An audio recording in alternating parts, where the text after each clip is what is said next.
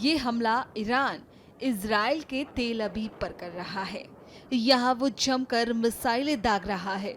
इन हालातों को देखकर समझा जा सकता है कि ईरान और इजराइल के बीच लड़ाई छिड़ने से स्थिति भयावह हो चुकी है।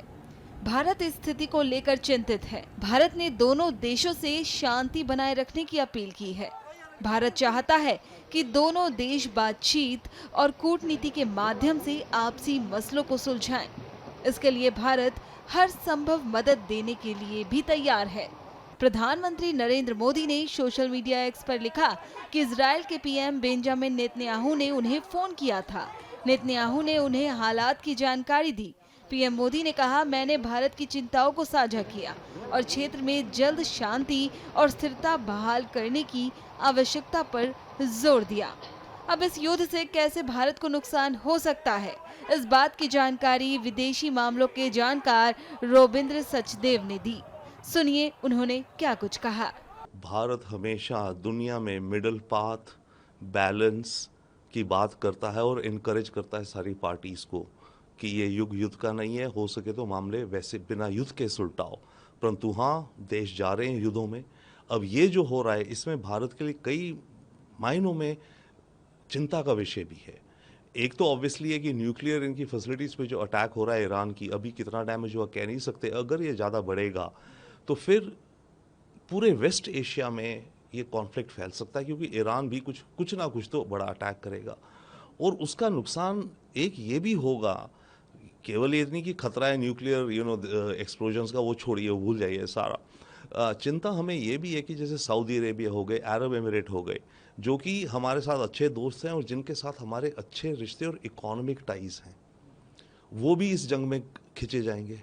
तेल की कीमतों की ऊपर जाएंगी, वो अलग है। इन देशों के साथ सऊदी, यूएई, कतर वगैरह के साथ जो हमारे इन्वेस्टमेंट्स के प्रोजेक्ट्स वगैरह चल रहे हैं वो डिले हो जाएंगे, खास करके इंडिया मिडिल ईस्ट कॉरिडोर। इधर हमारा जो इंडिया नॉर्थ साउथ कॉरिडोर है, जो चाबार पोर्ट से जो हम रशिया, सेंट्रल एशिया जाना चाहते हैं, पाकिस्तान से पीछे होते हुए, वहाँ भी मामला बिगड़ जाएगा। तेल कम प्राइसेस बढ़ेंगी, वॉलेटिलिटी होगी। हमें तेल स्ट्रेट्स ऑफ हॉर्मुज जो है, यहाँ से करीब 20% दुनिया का तेल जाता है और करीब 25% गैस। तो हमें तेल और गैस की कमी होगी और कीमतें बढ़ेंगी। इन सब चीज़ों को लेकर डेफिनेटली कंसर्न। और सबसे अहम तो ये है कि हमारे भारतवासी डायस्पोरा जो है इस इलाके में बहुत सारे रहते हैं, उनकी इवैक्यूएशन के लिए ऑब्वियसली हमारी मंत्रालय, हमारी मिनिस्ट्री, एम्बेसी ऑलरेडी रेडी हो गई हैं, हमारे सारे मिशंस पर वो भी ये काम आ जाएगा करने को, एक चैलेंज की इवैक्यूएशंस वगैरह करें। तो मिला जुला करके ये सारे जो मामले हैं। और एक और बड़ी चीज़ है, अगर यहाँ बड़ी जंग हो गई, फैलती गई अनकंट्रोल्ड, तो चाइना को एंट्री का और मौका मिल जाएगा। चाइना अभी तो ठीक है, इकोनॉमिक तरीक़ों से इस रीजन में अपनी बढ़त बनाने की प्रयास कर रहा है, ईरान से डील कर रहा है, सऊदी से डील कर रहा है, जिसको काउंटर करने के लिए हम इंडिया मिडिल ईस्ट कॉरिडोर बना रहे हैं यूरोप तक जाते हुए। वो डिले होगा। उसके अलावा अगर जंग छिड़ गई तो चाइना यहाँ ज़्यादा इन्वॉल्व होने के चांस है। हो सकता है वो चांस पूरे हैं कि वो ईरान को वेपन्स सप्लाई करेगा, जो उसने ऑलरेडी बेचे हुए हैं। भाई उनकी एमुनेशन तो देगा ही उसे वो।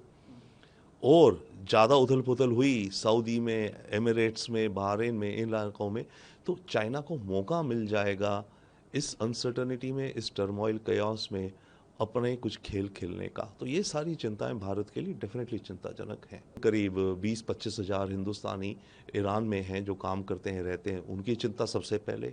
उसके अलावा इजराइल में चाहे थोड़े नंबर में है पर वो भी हैं।